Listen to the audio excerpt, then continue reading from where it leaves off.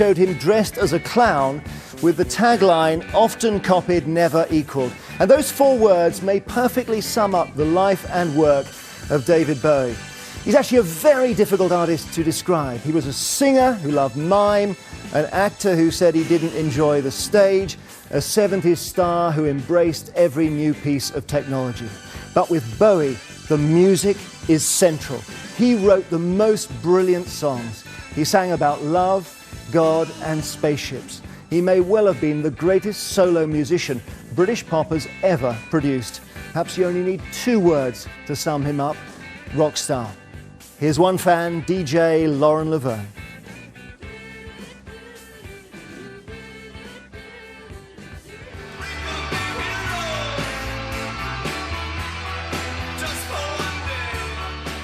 David Bowie released his 20th album, Black Star, on Friday, coinciding with his 69th birthday.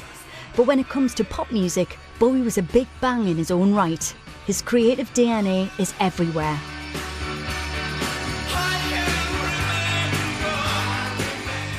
"We Could Be Heroes" was the refrain of his 1977 single, but the truth is that Bowie was the hero, an icon to music fans of every stripe, whose influence seemed to encompass teenage pop lovers and the musical avant-garde with equal ease. He played his first gig as David Bowie here, at what was London's Marquee Club in 1965. Before that, he'd been known as Davy Jones, but changed his name to avoid confusion with the lead singer of the Monkees. It was the first rebirth in what would become a career characterised by relentless evolution. Ground control to Major Tom. Take your protein pills. 4 years later, in 1969, he produced his breakthrough hit Space Oddity, a top 5 single. The song's hero, Major Tom, something of a precursor to the iconic alter ego he would unleash a few years later. Do you get nervous still? Do I get nervous? Yeah, I'm checking, yeah. The rise and fall of Ziggy Stardust and the Spiders from Mars captured the imagination of pop-loving British teenagers, but it also broke boundaries, not just because of the music. I was never very confident of my voice, you see, as a singer.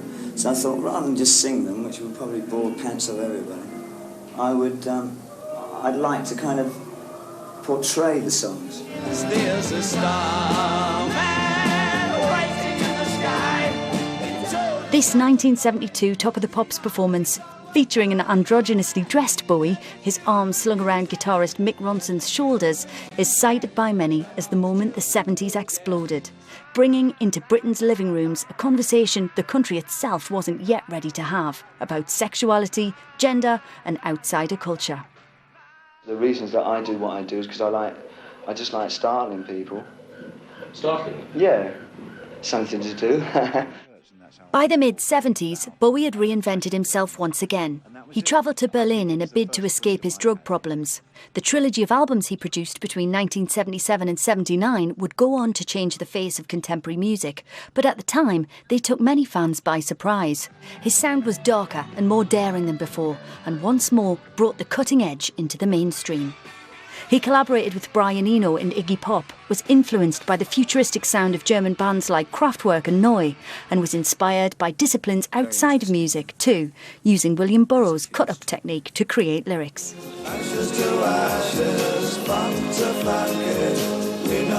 1980 brought the new wave, but rather than being swept away, Bowie was going along for the ride. Ashes to Ashes introduced the new romantic movement to a global audience with a groundbreaking video ready-made for the MTV age.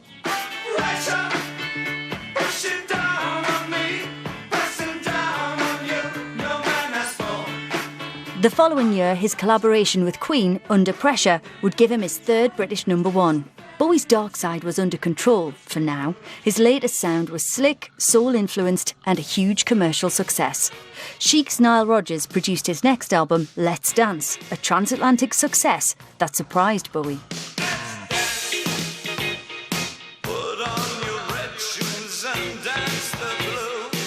His new sound was at home on huge stages. The success of his Serious Moonlight Stadium tour was followed a couple of years later by an iconic performance at 1985's Live Aid. During the 90s, his relentless creativity continued. Bowie experimented with electronic, neoclassical and industrial sounds. He worked on soundtracks and continued to perform live, including an appearance at Glastonbury Festival in 2000. But 4 years later, after suffering a heart attack on stage, Bowie withdrew from the public eye. There were rumours of ill health and occasional collaborations, but other than that, silence. Then, in 2013, came The Next Day. A hit with critics and fans alike, it saw Bowie revisiting his musical past and his old alter egos.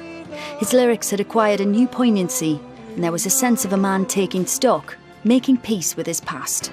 Look up here, I'm in heaven. Bowie's final release, Black Star, now seems like a parting gift. After the news of his death broke this morning, fans shared the lyrics to lead single Lazarus, a transcendent goodbye apparently written to be delivered posthumously. As longtime producer Tony Visconti wrote in his tribute this morning, his death was no different to his life, a work of art. Well, extraordinary images in that video, Lauren. And why do you think we've seen such a reaction today? Well, I mean, a few reasons. Obviously, it's proportionate to his influence. You know, the huge reaction just mirrors the massive influence that David Bowie had. We went on air on 6 Music this morning from 10 o'clock, and for 3 hours we just received message after message, hundreds and hundreds and hundreds of messages from listeners. I know it was similar for you over at Radio 2. And what was really interesting to me was that these are people who love all different kinds of music, and that came up frequently. Bowie, whether you were into electronic music, dance music, classical music, avant-garde music, you were just a pop fan, there was an access point for you. He was also an artist that, you know, influenced generation after generation. For many of my listeners today, we had several people talking about the way that he's tied up with their family memories. And obviously that just makes it incredibly personal. It is a personal loss to music fans, because David Bowie changed the way that we saw the world. And do you know what? Even if you're not a big music fan, he is one of those artists that has become part of British culture. There's a certain point where an artist is so kind of ingrained in who we are as a country, and obviously, you know, now we talk about soft power and what Britain actually is. He's part of our national identity, so he's a huge loss to all of us. And then the second thing is just shock. I think nobody knew this was coming. You know, there's been this really moving, poignant, reflective mood on the last 2 albums, certainly, but nobody expected this today. Thank you, Lauren Laverne. We began by talking about the music, but David Bowie was also all about the look, whether it was his album covers or sessions with photographers, the way he dressed on stage, or just when he was out and about. The image of David Bowie was always cutting edge. He was an artist for the eye as well as the ear, and he became a fashion icon, as Rebecca Jones reports. It was his sound that took him to the top of the charts, but it was his look that helped make David Bowie a star.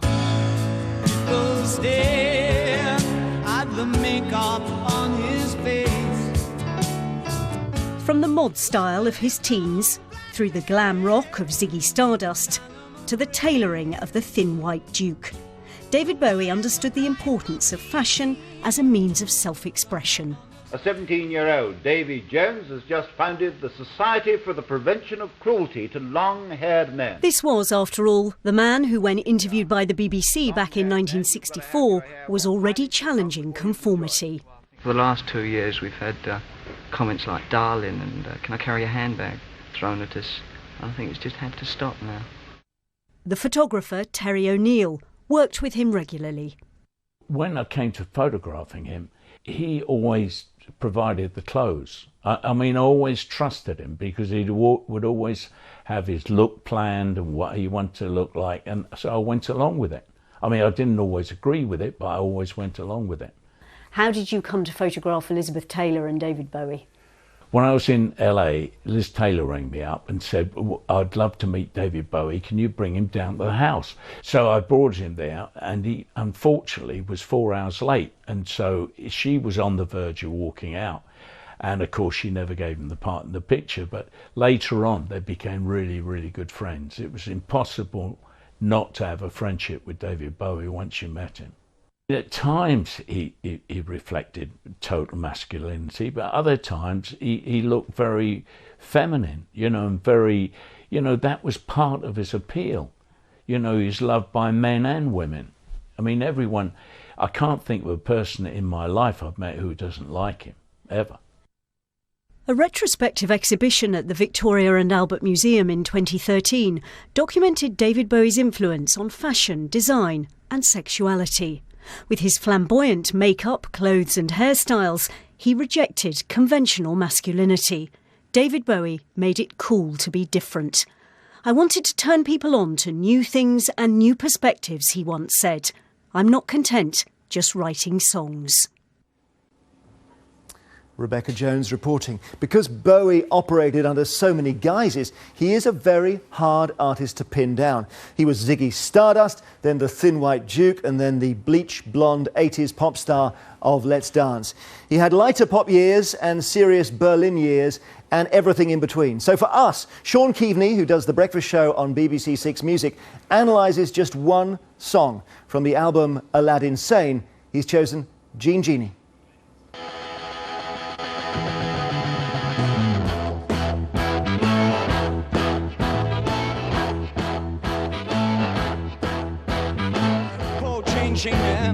Snuck into the city, strung out on lasers and slashback blazers. Shit, ain't all the races while pulling the waiters.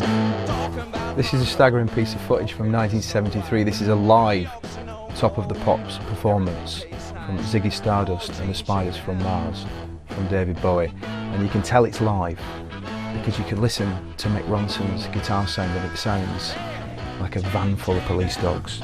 It's unbelievably violent. It's like that kind of stage. MC5 meets the Beatles, and that was the mixture that got David where he got very, very quickly in 1972-73 with this kind of music.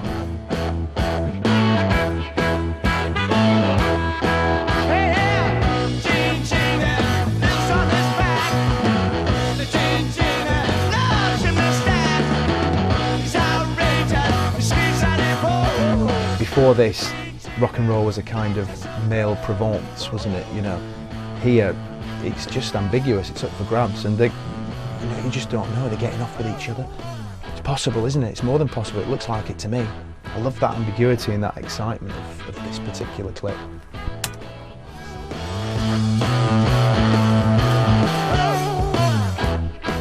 Just take a look at the man. This is 1973.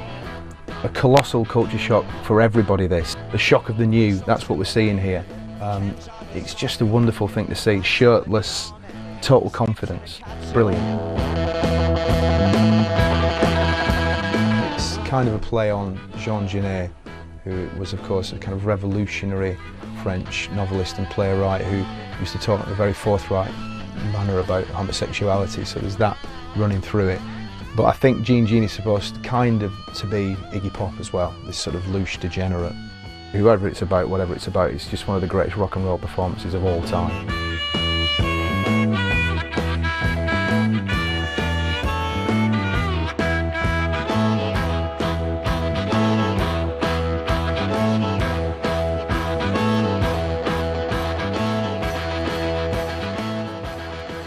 Sean Keaveney there analysing Jean Genie. Now, there has been a global reaction to the death. Bowie spent his last years and his last days in New York, and you can see now the scene outside his apartment in the Soho area of Manhattan. You can see the flowers there and well-wishers who've arrived. Radio stations are playing Bowie records, and the city very much Bowie's home now and for some years, and where he spent his final days as well. And of course, USA, the place where he forged that what was called Plastic Soul when he did his album Young Americans in 1975, the scene in New York.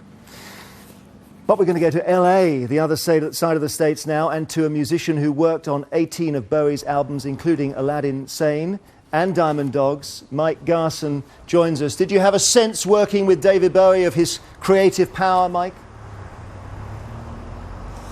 I mean, it was the highlight in my life every time I toured with him and on every album I played, because he actually was the best producer I've ever worked with, because he didn't micromanage. He had a vision, he would gently say it, and the music just flowed out of my fingers onto the piano and into the recording studio. I mean, it was magical working with him on every single album we did and every tour we did, which had to be 10 or 15, plus these 18 albums over the years.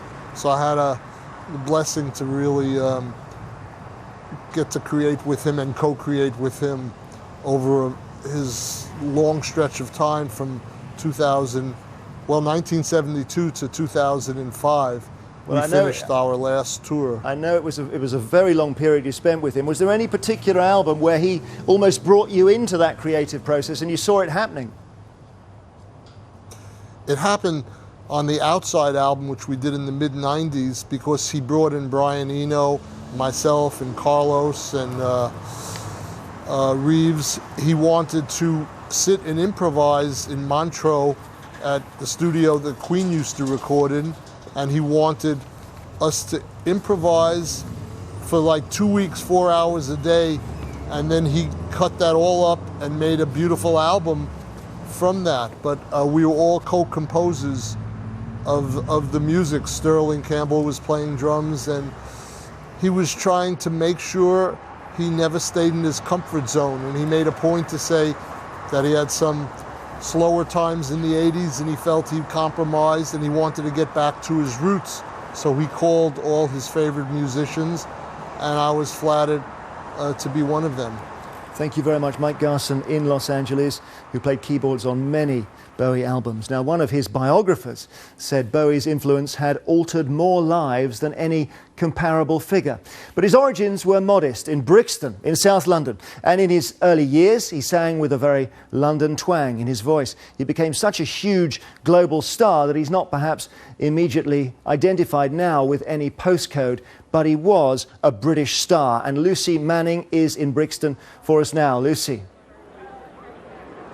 Well, they've come in their hundreds to remember the Brixton boy, and what a better way to do it than to sing and to listen to Bowie songs. For those of us who had Bowie posters on our walls, who had the excitement of seeing him live in concert, who knew his songs as soon as they came on the radio from the first few bars, it's why his death is so significant. And if you were born in the 50s, the 60s, the 70s, the 80s, possibly even later, his appeal stretched across the generations. For the man who created the Thin White Duke and Aladdin Sane, he has gone, but the songs, well, just play them loud. I spent the day reminiscing with some Bowie fans. Now Ziggy played guitar, jamming good with weird and spiders from Mars. When Ziggy played guitar, Vivian Geit was in the audience night after night after night. When I was 15, 16, and he started on the Ziggy Stardust tour, I just thought, this is fantastic. And I spent the rest of that year and the following year, I think I managed to get to about 22 dates on the Ziggy tour. I'd left school, got 3 jobs so that I could save up to go. Now Ziggy played guitar. All my old concert tickets with my precious autograph from David Bowie there. I used to look up to him. Everything that David Bowie said, I used to always want to take on board. You know, everything he did. Even when he shaved his eyebrows off, I shaved my eyebrows off, and they never ever grew back. He just, I think he was an inspiration to me. This is the best-selling show. This is their life on Mars.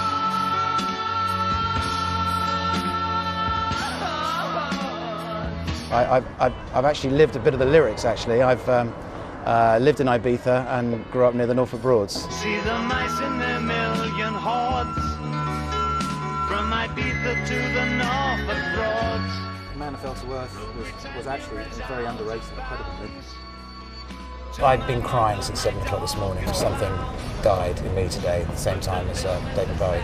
Growing up in dull, leafy, suburban Sussex, he gave me sort of inspiration. There was a big, bad world to go and see out there. He inspired me to be different, to be creative. His best teenage fan moment? Speaking to him on a radio phone-in. We all decided in the playground that the question to ask was, how did he think about Bowie lookalikes? What did he think of Bowie lookalikes?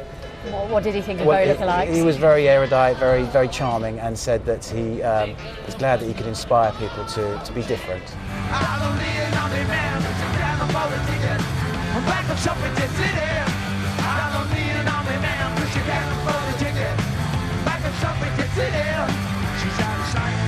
As Bowie played Suffragette City at Hammersmith Odeon, fan Graham Brown caught what he threw into the crowd.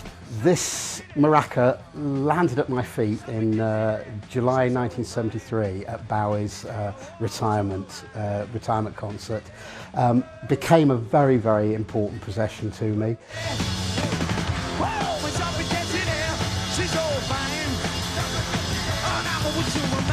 So, a constant soundtrack to my life. And it's a cliche, but it's true. The voices of some fans for you. In 1976, Bowie moved to Berlin, then divided between East and West by the Berlin Wall. It was a city filled with Cold War tension, and as an artist, he evidently fed off that. He stayed for 3 years and brought out 3 albums that in places still sound hugely experimental. Among the tracks was Heroes, perhaps the standout song of the entire Bowie catalogue. The city influenced his songs years after he left, when he released the next day, in 2013, the lead single, Where Are We Now, was seen by many as a reminiscence of his days in Berlin. I wish I could swim like dolphins can swim. Though nothing will keep us together. We can beat them forever and ever. Oh, we can be heroes just for one day.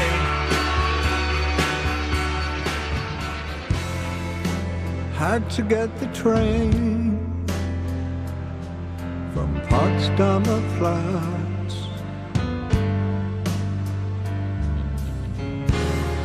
You never knew that I could do that, just walking the dead.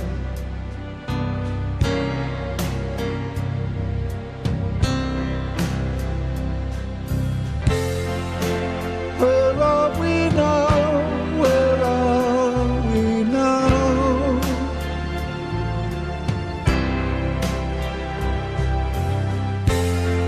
The moment you know.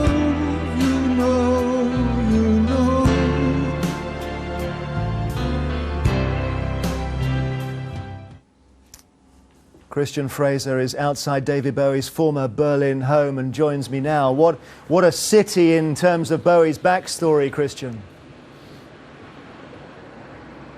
Yes, very important to David Bowie, this city, Jeremy. Just across the road, that is the building where he shared an apartment with Iggy Pop. And I think the feeling that he had for Berlin is very much reciprocated by the hundreds of people who've come here today to lay their flowers, their tributes and their messages. And in fact, in the bar 70s, which stands there now beneath the apartment he shared with Iggy Pop, they're playing the entire back catalogue of Bowie today, which is drifting out onto the streets. And there's a message among those flowers which says, "Thank you, David, you changed our lives forever," which is slightly ironic because I think David Bowie probably came here in 1976 to change himself. Gone at Ziggy Stardust, he'd come here to find the man who he was. It was a very different city to LA, and all the glitz and the glamour he'd left behind, much more dark and melancholy. And in his words, it was a city where you could get lost, but also find yourself too. And out of that trilogy, the Berlin trilogy, of course, came Heroes. Fans will know a song which was about two lovers that stole a kiss at the wall. When he came back in 1987 to play at that Reichstag in front of 70,000 people, it was almost a split concert with hundreds pressed up against the wall on the eastern side as well. And that is why there was this tweet today from the Foreign Ministry saying, "Goodbye, David Bowie, you are now among heroes. Thank you for helping bring down the wall."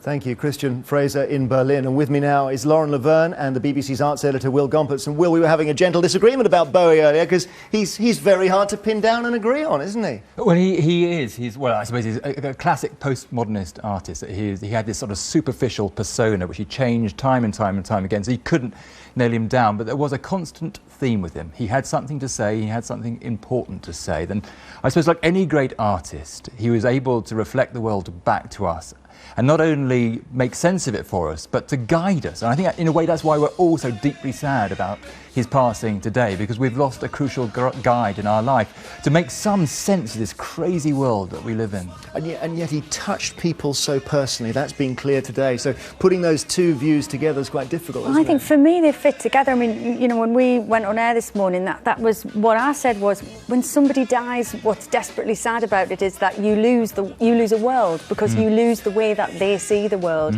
And actually there's a kind of a lovely symmetry between those thoughts, isn't there? You know, we lose his perspective, and also there's something about that generation. You know, he's this leading light of the generation who taught us what it is to be an adult now, how to be a grown-up in the modern world, which, you know, involves not growing up. So we don't want him to go. You know, we're like, no, but David, you need to tell us what to do. You can't go. That's one of the things that's so terribly and so personally devastating about it. He's not allowed to go.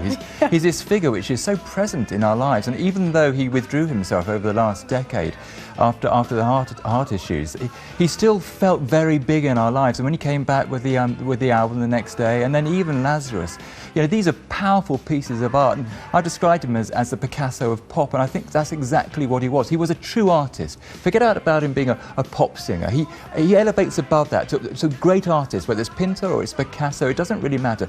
Here was a man who did something quite extraordinary for us as humanity. That he showed us what it was like to be alive. And he was brave, wasn't he, to wear a woman's dress on an album cover in the early 70s. Yeah, it was absolutely extraordinary. You know, you see that Top of the Pops moment, which now, you know, we watch with David Bowie with his arm round Mick Ronson's shoulders, and of course we kind of take that for granted, but that's part of the job of pop music, is to have that conversation first, to, you know, bring those issues into the mainstream before we're ready. That conversation always takes place. The cultural dialectic is always ahead of where we are as a society. Thank you both so much, Lauren Laverne, Will Gompertz, for coming in. We could talk for several more hours. We probably will, won't we? We've covered just some of the key moments of David Bowie's life, an impossible task to get to them all, and the emotion and loss many people will be feeling today. We're going to leave you now with some of the images from An Extraordinary Life.